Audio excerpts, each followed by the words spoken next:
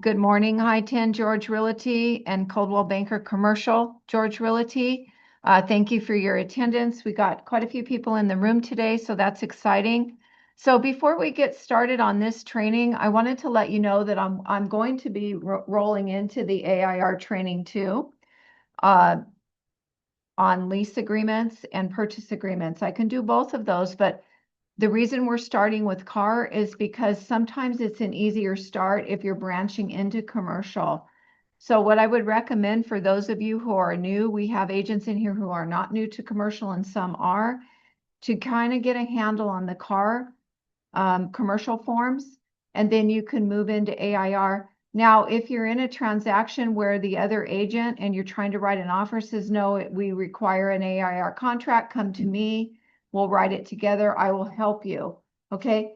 Same with the lease agreement. If you're not the listing agent, you're representing the tenant, and the other agent sends you a lease agreement that's AIR and you don't understand it or you don't have experience with it, come to me. We'll sit in the conference room. We'll review it together. So you're always going to be covered if you need AIR. But I recommend that when you're new to commercial, you start understanding the car first, and then we will move into AIR within the next month. Okay. All right. So with that, I'm going to share screen and get started on this training.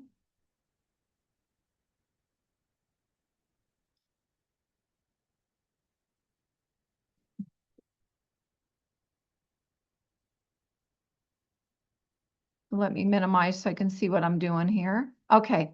So this is the commercial lease agreement, and it'll say at the back of the agreement, if it's not more than a year, you don't need an agency. But we require an agency disclosure regardless if it's under a year, over a year. As this indicates here, they're saying if it's at more than a year, then you need agency. But remember, we need agency on all your transactions, agency disclosure, okay? I just didn't put it on top. I have it loaded in, but we'll go over and make sure. So the commercial lease agreement from CAR, if you follow every single block, you should be pretty good. I don't like leaving blocks empty that you can put something in. So we'll start going through this. So you put the owner here. If it's an entity, of course, it would be an entity name and not an individual. The tenant can either be an individual or an entity. Remember, if it is an entity like an LLC corporation, you are going to need a guarantor. We need an individual to guarantor whenever it's an entity, unless it's like Peter said last week, unless it's a huge entity with a lot of background and a lot of information about them. 99% of the time you need an individual guarantor, and it's usually going to be the managing member, president, CEO.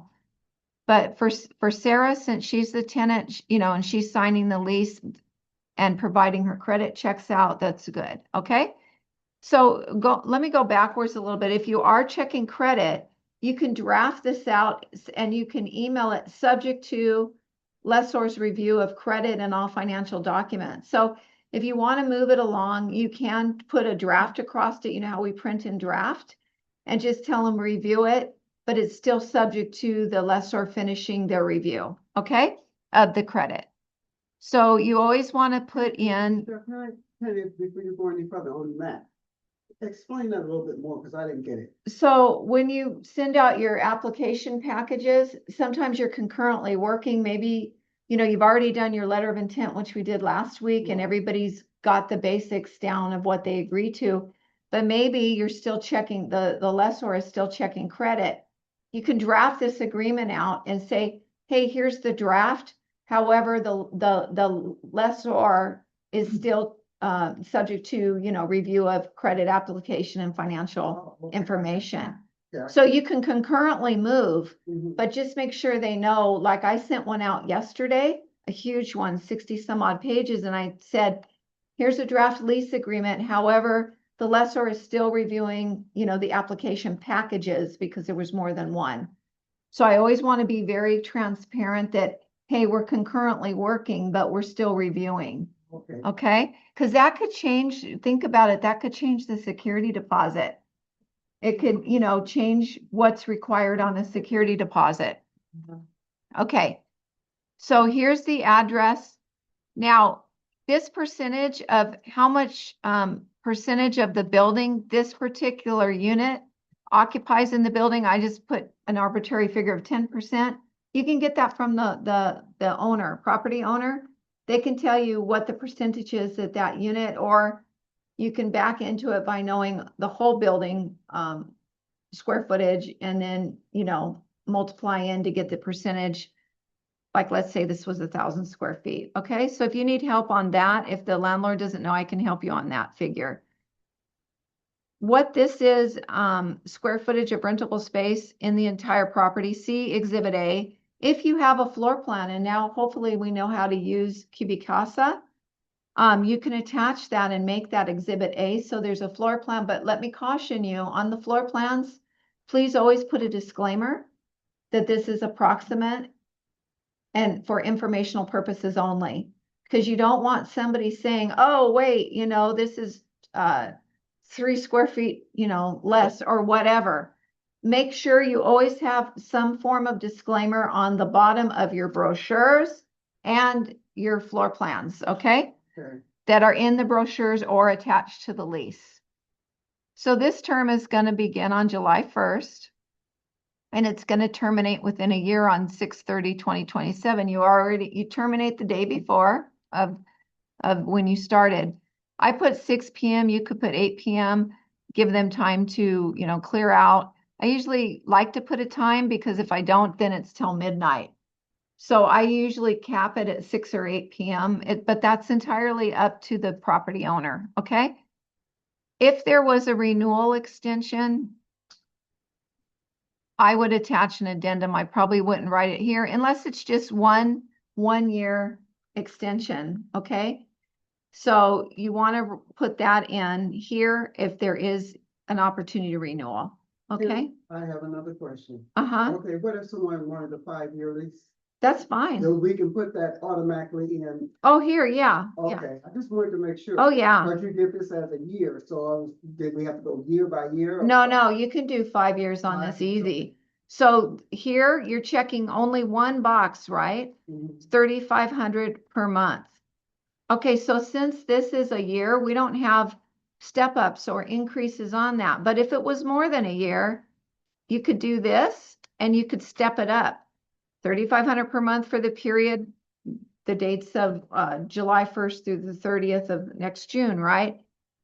So forth and so on. Now, maybe there's not enough boxes here. You could do this.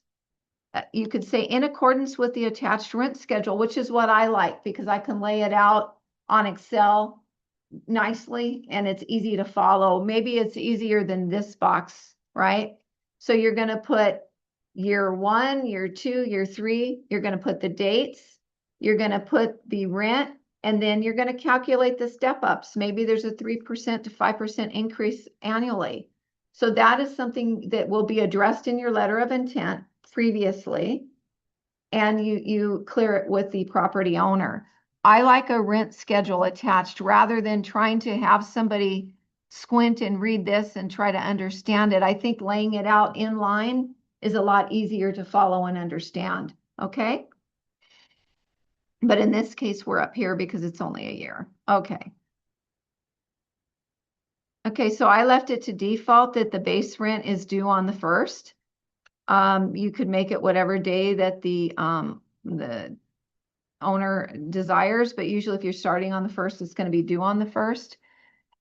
If the commencement date falls on any other day other than the 1st, even if the month is 31 days, standard practice is you always use a 30-day proration. Doesn't matter if you're in a 31-day month, it has to be a 30-day proration, and that will also be the same for AIR. The prorated on a 30-day period. It's always 30 days, even if you're in a 31-day month. That is standard operation and practice. Okay, so payment, rent shall be paid to, here's the landlord. And then here is the address where they want it paid to at that specific location. Early possession. Sometimes you get wrapped up a few days early. Sometimes the property owner will allow them to take possession a few days early. Sometimes they won't. We never release the keys, never, until we have a certificate of insurance, which names the landlord and or the property management company as additional insured. So don't release keys. Like I have one going on right now. I'm like, we need blah, blah, blah. I just emailed her before I ran back in here because I want her to get that over to me because they want early possession. We cannot release keys as agents until that certificate of liability insurance is turned over to the property owner. Okay, so the renter have to get that insurance? Yes. Okay. And it's fairly simple. It's not like getting, insurance when you're purchasing a property. This is the kind of a renter's insurance, if you will. But you need that to cover the landlord and the tenant prior to turning over keys. We've had that mistake happen once when keys were turned over and we had to, help the agent by calling them and trying to get the keys back or get the certificate of liability insurance. Okay. So very important. So here I documented that they do have a right to early possession, but what if they didn't give it to us by the 25th? Then they, we're in a holding pattern. We can't give it to them until we get that certificate of insurance. And the tenant is not obligated. This is kind of free rent, if you will, to pay any other rent other than base rent, or I could put down in the other terms, early possession will not be charged. We're not going to charge for those days. So probably to clear that up, because it says is not obligated to rent other than base rent, I don't want to cross out. I'm probably going to go down below in the other terms and reference back to paragraph 5, early possession, and say from 6/26 to 6/30, the tenant is not obligated to pay base rent. However, they are obligated to pay applicable utilities to the unit. I always add that in because we're not going to pay your utilities if you're in there early. You got to switch those over. Okay. So tenant agrees to pay the landlord $10,500 as a security deposit. You can see this is tripled, right? And that's okay on a commercial lease. Now, the reason why could be that this is higher. Maybe the applicant had a score that was, a FICO score that the lessor felt they needed more deposit. Maybe when they reviewed the application, there was no real asset, no real estate. So maybe that, the landlord wanted some extra security deposit. This is commercial. I'm sorry. Any restriction on the security deposit? Not on commercial, but you have to be reasonable because you could lose the deal if you go crazy, right? 3 months of that kind of. 3 months is a lot. I purposely put it on this training just to let you know that sometimes those will go up over 2 months. And the reason, there'll be very specific reasons for it. It'll be because there's no real property, or maybe the FICO score, something like that. It'll be, solely up to the property owner. But you have to be reasonable, and we have to prepare everybody for that, because if you're not reasonable, the tenant can't make it, So. Under the law or something that. No, this is fine. The law. Commercial is okay. Yeah, okay. I've even seen it go up 4 times on some leases, but that's pretty rare, okay? So, here in B, it's outlining, what the security deposit may be used for. NSF fees, things of that nature, any damage repair. Security deposit shall not be used for payment of last month's rent. I always recommend, the property owner should have pictures of that unit, right? Going when a tenant's coming in, and they should take them when they're going out. In addition, the tenant should always go in and inspect the unit. They can either do a formal inspection with somebody that wants to look at the HVAC unit and things of that nature, or they can go in and eyeball it. Sometimes there's a HVAC that covers the building if you're in a smaller building. But if not, and it's a single HVAC unit, you're going to want to, make sure that's in operational condition, okay? Which it will be delivered that way. But it doesn't hurt to walk with your client and let them kind of look at the unit and ask any questions. If there's anything they feel like needs to be repaired, they see some cords hanging, which is common because maybe somebody pulled out a Wi-Fi, you know, and they want those snipped off. I've seen that a lot in smaller units. They use the moving form. No. No? So what we do is we just document it pictorially and then email the property owner, hey, here's some items that the tenant would like fixed prior to move in. And it's still a negotiation, right? If it's something that the owner feels is, you know, they really don't have to do, they may decline on that. But if you are having things fixed as an agent, make sure that you go back. It's just like when you do the final walkthrough on a property for you know, you're just kind of eyeballing it and making sure. Most landlords will always do that. We haven't had a problem ever with them not doing stuff like that they've agreed on. Okay. Michelle, I noticed that your copy for like the initials doesn't have the complete word initial. Oh, our copy does, but yours doesn't. Oh, that's weird. Yeah, this is pulled up on my car system. I don't know why that did that. Weird. Yeah, I didn't even notice that. And I'm trying to use lessor so we get used to using lessor, but you do see this form says landlord AIR. It will be lessor and lessee all over the place. They don't use landlord and tenant. Okay. So I just try to keep saying lessor so we get used to it. Because I remember when I started in commercial, I would get so confused. Wait, what's that? You know, lessor is the property owner, lessee is the tenant. Okay. So everything has to be in writing. You know, we can't modify any agreement, as you know, verbally.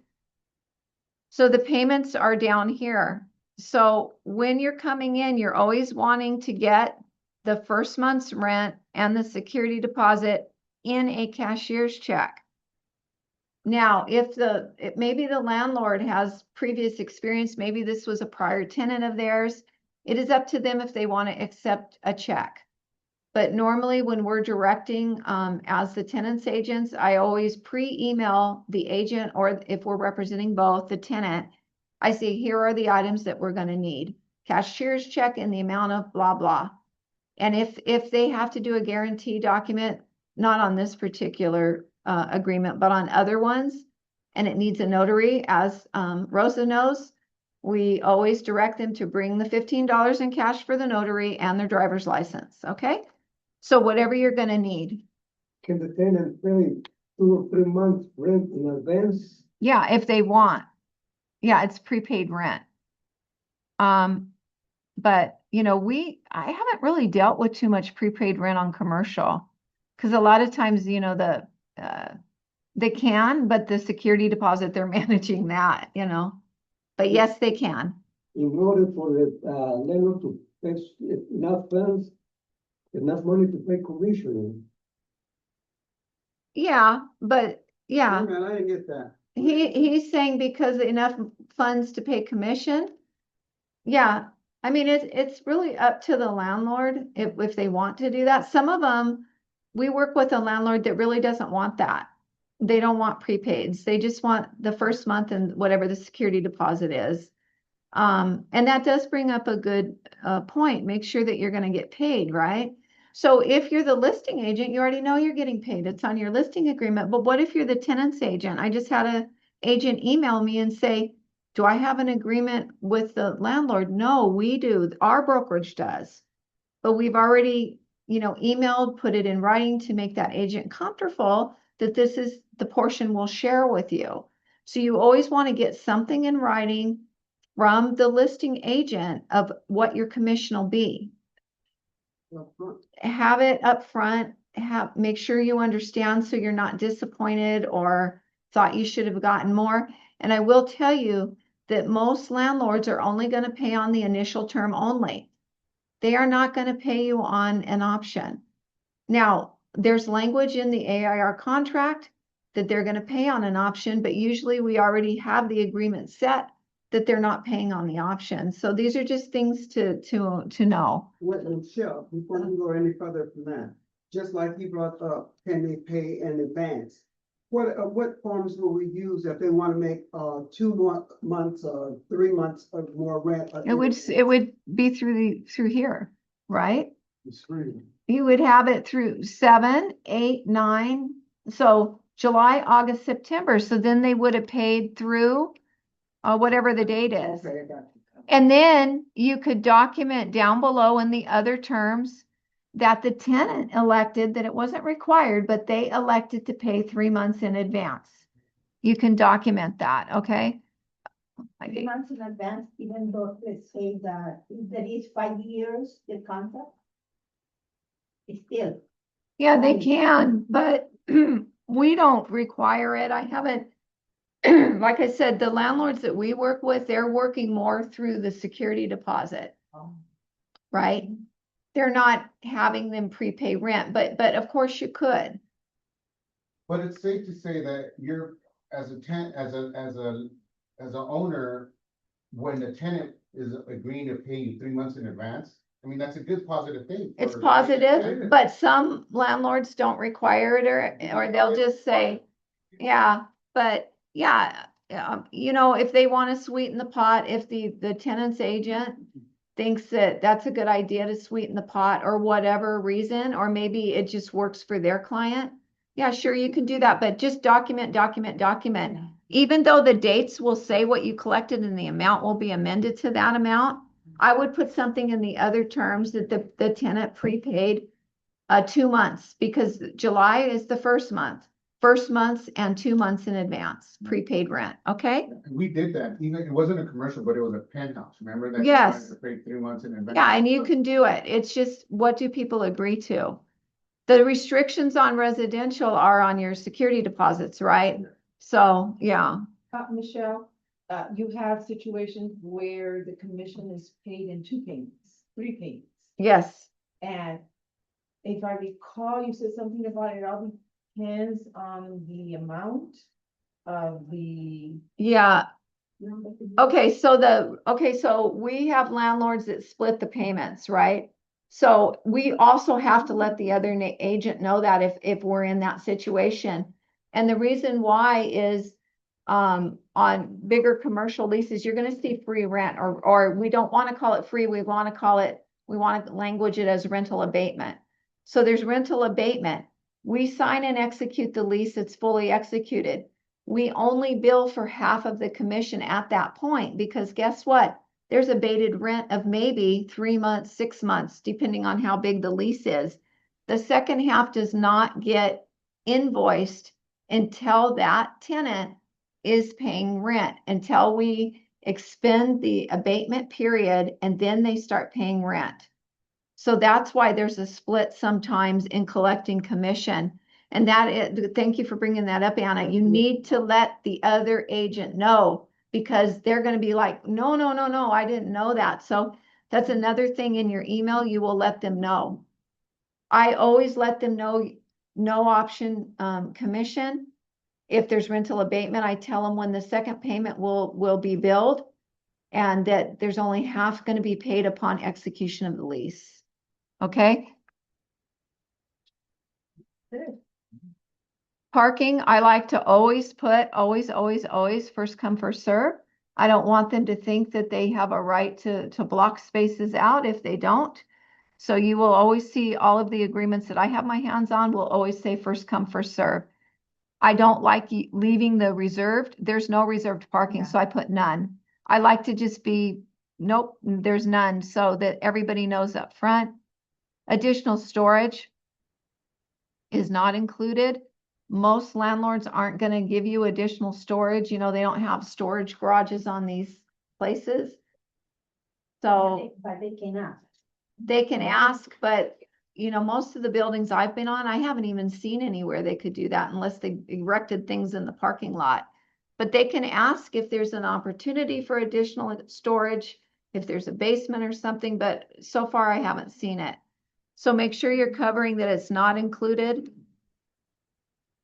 Late charges, I put $200 here, which is roughly a little bit under 6% of the rent. That is up for you to talk to the owner, what late charge that they are seeking, plus 10% interest per annum. The $25 NSF fee for return checks is rather low, as we know it costs more.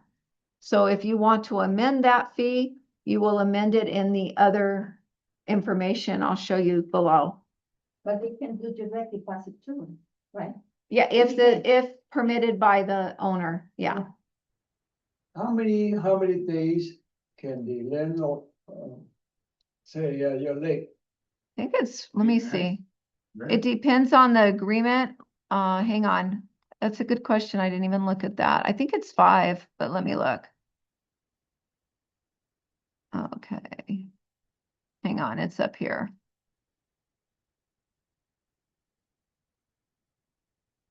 Okay. Yeah, it's 5. I'm not going to read through the whole thing, but about 5 days. If you want it shorter, you amend it. You want it longer, you amend it. Where are you reading it? Okay, the term begins on 7/1. Okay, and let's go back to the agreement, the late place. Hang on, it'll say there. And oh, that's another good question, Paxton, because you should ask the landlord when they want the late fee to apply. Do they want to give them 3 days? Do they want to give them 5 days? The landlords we work with, they do give them 5, but hang on, I lost track of where I was, sorry. Thank you. Okay.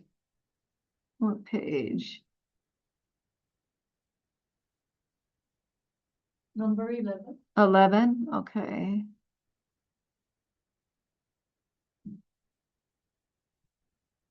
Yeah. Within 5 calendar days, yeah. Five?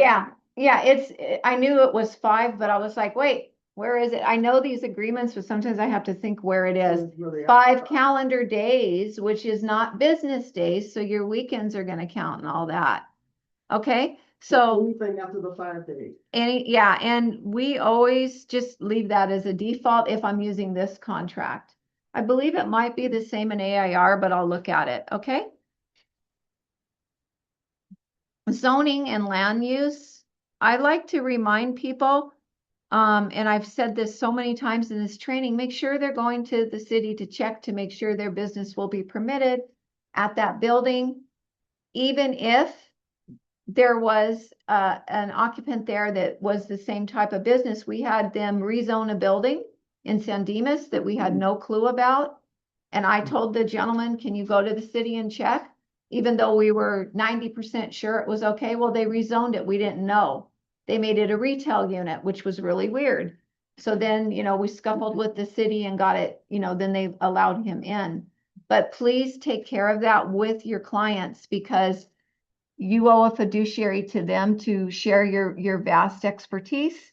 And one of those is to have them check with the city, take the building address in there, go to the city counter. They'll do it very quickly for them so that they can get a business permit. That's Okay. being City Hall, right? Yeah.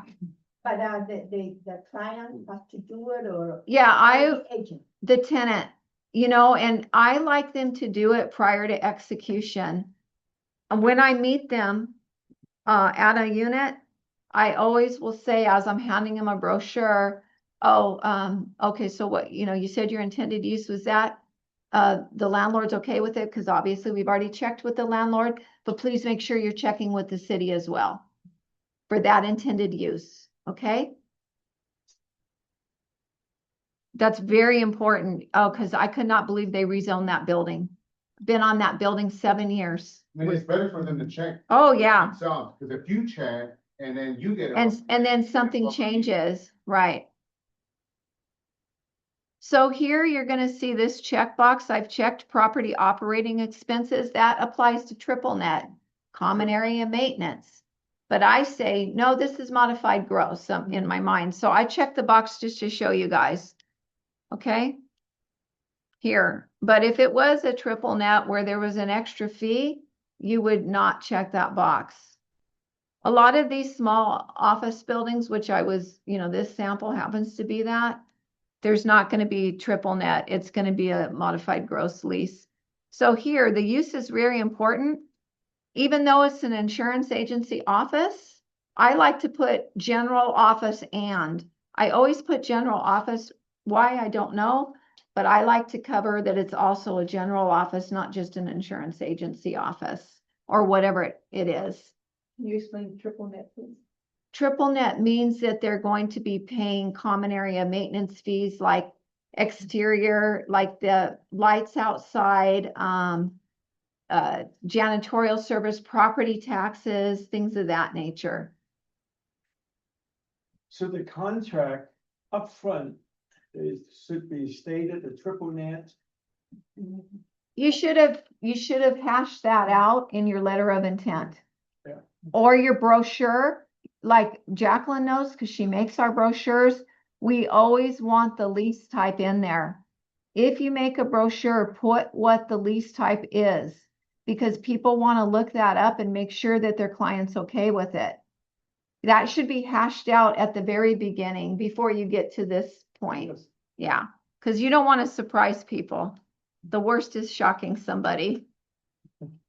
So rules and regulations, if they have a separate set of rules and regulations for the building, make sure those are provided at execution of lease or prior so they can read them. Maintenance, I let these default. If you look at 18, they've defaulted it to one or the other. Tenant shall professionally maintain the premises, including heating, AC, plumbing, and any other systems. Now, if that's not the case, you're going to check it for the landlord. And a lot of the small units, interior, they need to maintain that. But let's say the HVAC doesn't apply to that unit. Maybe you want to amend this or check it to the landlord. So make sure you're reading what it's including, because it does default to one or the other. Tenant, or if checked, landlord, shall keep glass, windows, and doors in operable and safe condition. That's usually the tenant. In fact, on a lot of those policies, the insurance that they get, there's a plate glass window section on those policies that insures the plate glass. So you don't have to discuss the insurance with the client, let them get it, but usually that is the tenant's responsibility. Okay, so landlord is going to maintain the roof, foundation, exterior walls, common area in this case. Okay. So if you look at E now, replacement, what is the tenant responsible for maintenance for any of the following? Tenant is responsible for replacing what you check here. Most of this is going to be left undone. If they're responsible for replacing that HVAC unit that only supports that unit, which in some commercial leasing they are, you best have that inspected. You best know the year, the make, the model, the maintenance history before you sign your client up for that. Okay? Because in AIR, those type of maintenance or replacement can defer to the tenant. Maintenance will always be the tenant's issue, but you want to make sure that if you don't want the tenant to be replacing the HVAC. So specifically on AIR, you're going to need to watch for those things, and we'll go over everything. But you may want to check out that they're not going to be air conditioning, heating. Maybe there's an HVAC unit in there. So these are things, if you have, any questions, you can come in and ask. Alterations, they need to be completed by a licensed general contractor who will also, depending on the landlord, but bigger landlords are going to require their certificate of insurance as well. Okay, so just be aware the bigger landlords, if they have a contractor in there, they're going to want their certificate of insurance as well. And they're going to want evidence before the work starts. Any demising of the unit or anything like that, you're going to have prior approval by the landlord. You don't just start whacking down walls, right? So make sure that your client understands if they're doing a big reno, that you've already addressed that in your letter of intent, specifically what they plan on doing. Like if they're adding a bunch more plug sockets and water bowls because they're making something into a hair studio, note all that, okay?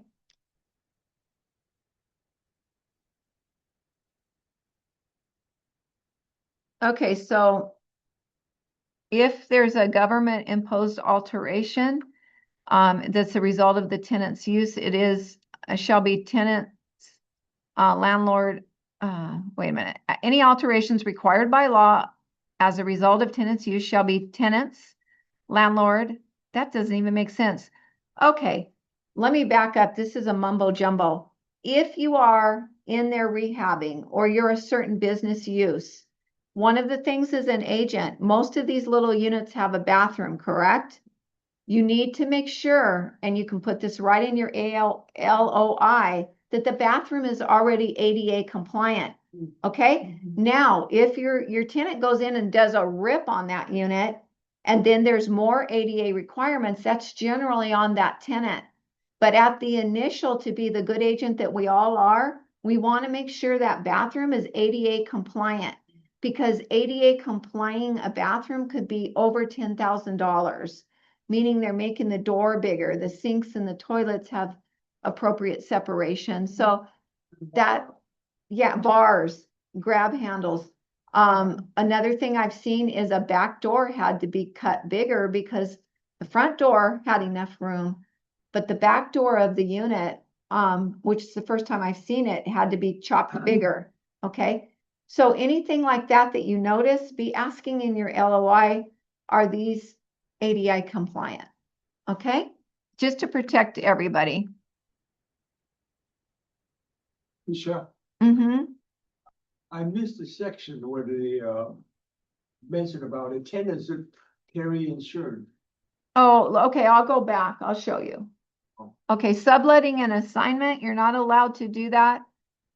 Any portion of the unit without prior written consent of the property owner. So the property owner is going to require an application package to see who's coming into their property. Okay, so be prepared for that if they're assigning or subletting, okay?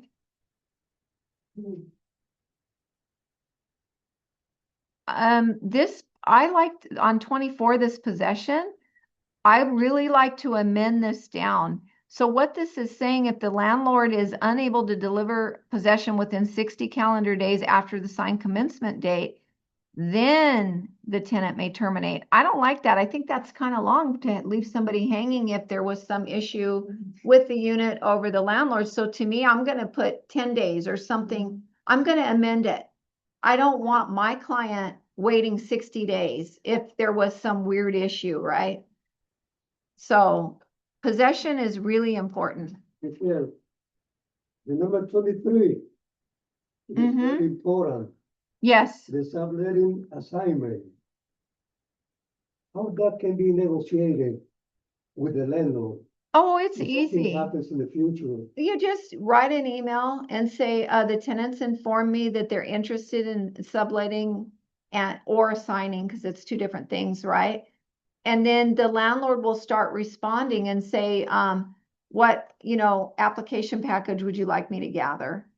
Do that schedule a separate, form? Yeah. Letter? It's gonna be, it's the sublease, yeah, there's gonna be something separate, but to kick it off, you're gonna need to ask. Now, a lot of times your agency is already done, right? So unless the client comes back to you, you may not know. They may go direct to the landlord to ask for a sublease and the landlord will handle it. Okay, we've had one that just recently came back for this very thing, but since they came to us, we started handling, right? And asking these questions, what kind of we'll get the application package and then the landlord keeps responding. And then they wrote the assignment. Okay? But in the subletting, it has to be the same rent. No, it could be different because it depends on what, okay. Not so much an office building, but let's say you're in like Atlantic Times Square, right? They need to keep a certain mix of certain restaurants, certain businesses to keep the excitement and the people coming. So when they make decisions on renting those units and the lease, the rental amount they're willing to let, it's because that business is a good mix for the project. So maybe the next one that they're assigning to isn't as good of a mix, maybe the rent goes up. Or maybe the tenant that is trying to assign has another unit with them somewhere, right? So they gave them a little bit of a break on the cost per square. Yeah, Like you said, if it's not the same as a tenant that is there, it might need more alterations to the building. yeah, and there might be a heavier load on the building. That's true. Like if the landlord is paying water, something like that, there could be a heavier load on the water. A building I work on, the landlord charges $35 a month flat fee on that water. It is one billing thing, but it's written into every lease. They collect $35 for the bathroom water. You know, so there's ways to do things to protect the landlord and also make it reasonable for the tenant. You said, Uh-huh. can all the tenants be negotiated with a Yes. letter of intent? Not, you know, okay, so letter of intents are running over the surface, right? You want to get the biggest points addressed, right? Tenant improvement, rental abatement, lease term and amount. But you're never going to have every single thing that's on the lease, especially in AIR. I mean, your letter of intent would be 10 pages long. So you're going to do the top points, right? How much rental abatement? When are you starting? What's your lease term? What's the cost? What are the annual increases? Things of that nature. Because you would have a 10-page LOI on the bigger lease agreement. So you're never going to be able to address all of this. Now, if you wanted to pre-send a blank agreement to your tenant and said this, by the way, this is the form the landlord told me they're going to be using, you can let them pre-look, but it's not going to be filled out or anything. Yeah, because this one would be a little easier to address most items on an LOI, but your bigger lease, it would be really hard because you know you've done AIR. It's, you know, the contract. Vacating the premises, they need to turn it back. Clean, you know, give them all the keys back, things like that, and deliver the premises to the landlord in the same condition. And they need to give a written notice to the landlord of tenant's forwarding address. You can ask them if they have a forwarding address when you're writing the lease, okay? So I think, let me see, where are we? We're almost done. They go over breach of contract. Hopefully we never have to deal with that. No hazardous materials. Okay, I want to get down here. It's very important that you structure the insurance box here. Ask the landlord, how much do they want the tenant to carry? Most of the small offices that we see, they're carrying $1 million in liability, which sounds like a lot, but it doesn't cost them a fortune, right? In small restaurants, they're carrying $2 to $3 million. And they're always, and it's going to instruct them here, they need to name the owner or the property management as additional insured. If the owner asks for a tenant estoppel, it tells them that they need to go ahead and provide that, sign it. I wanted to get down here, construction related accessibility standards. Please don't forget to check this off. It's extremely important.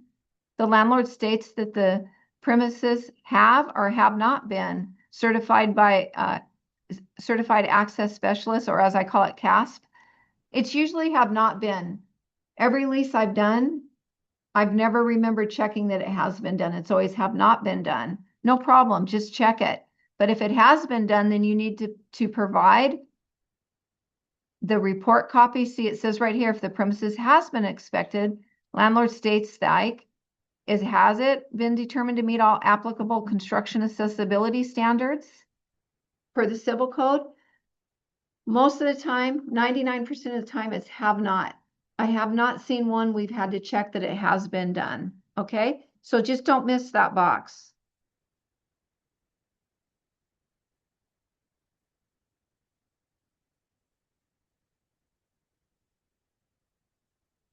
So here I was just pointing out about the accessibility inside of the unit.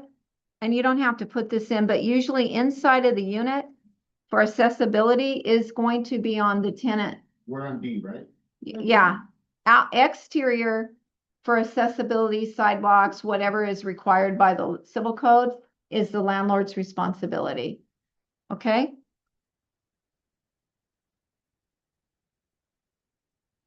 So you see here, it says any repairs necessary to correct violation of construction related to accessibility standards to the premises are the responsibility of the tenant or the landlord. You can check a box. Or you could put interior tenant, exterior landlord in the other box. But if you're reading everything, make sure you're not missing boxes unless it's clearly you're supposed to miss them, you know, like what I showed you on CAS, but you only fill it out if it's applicable. Arbitration of disputes, here's the box for that. Here's where you would write the other terms. If there are other terms that you need to go over, you know, you need to say prepaid rent, you know, they paid first month's rent and 2 additional months prepaid, and always put the dates. You always want to tie back to the dates. Okay, I just want to get through this. Okay, broker compensation. Owner agreement to pay tenant's broker. There is a section here where you can do that, but the owner has to agree. You being the tenant's agent and you're not the listing agent, maybe they don't want you writing that on there. You call the other agent and say, can we put it into this agreement? If they say no, we'll give you separate written agreement, then that's fine. Just take the separate written agreement. If you don't know how to invoice, I can show you. So even though you're representing the tenant, you will go ahead and invoice the listing agent. Send an invoice so that they know what you're expected to be, you're expecting them to pay you because you've already talked to them. Now you're going to invoice them. And it's just another way to remind them. Okay. So this is the payment of compensation out of tenant's move-in fund. And that's only if the property owner will allow that. Okay. So never forget the agency. You're also going to do an agency disclosure statement on everything. Here I just put us as dual. And coming down, tenant signature, make sure all this is filled out, address, everything. Now on this one, I don't have a guarantee because it's an individual that is going to guarantee, but if she needed another guarantor, maybe the property owner said, hey, you know, it's a little iffy, but if she can grab me another guarantor who will also submit a full application package, that guarantor would be down here. They don't have to sign the lease. They just have to sign as a guarantor. Now, of course, when you have a guarantor on an entity, a lot of times the managing partner or member is going to be the one signing the lease. And they will also be the guarantor, okay, for the entity under their personal name.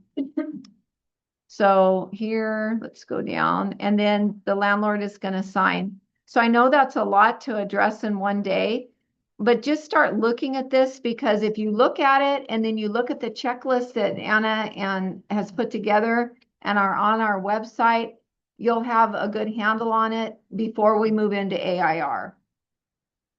So, and then just the little tips about ADA, just make sure you remember all that because we're going to discuss that again in AIR. Okay, so is there any questions? Question, Michelle. You're the listing agent. You say you're the listing agent and you want to you're doing this in a car form.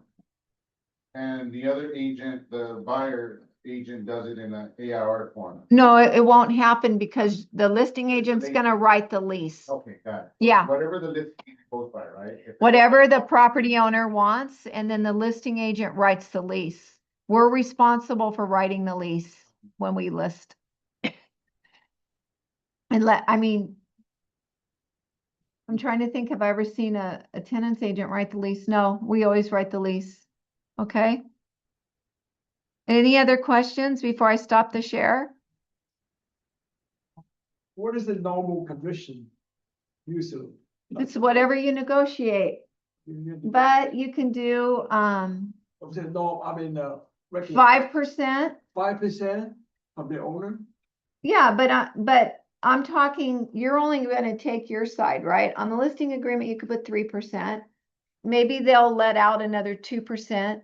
But remember, you always back out your rental abatement. You do not get paid for rental abatement months. And then, So sometimes you do if you had 3 months, you move 5 years and 3 months is a trick, because in that way you get your 5 years pay. So you make the lease agreement, you write your LOI, you could put 5 years and 3 months to cover that abatement period, so that you're paid for the full 5 years. and then the broker represent the tenant. Are they gonna be, getting the commission out of 3% or 5%? No, they're gonna negotiate that. Just like the residential? Yeah. Yeah. Yeah. Are there any other questions? And then this I wanted to kick off on, be prepared, because the next one we go over is going to take 2 different sessions, and we are going to do AIR. And we'll go, no, it's going to be after, probably in July, Let me know ahead. because we're going to go over it and we'll go page by page on that one, because that's where a lot of your bigger brokerages are requiring it. So we want to go slow on that.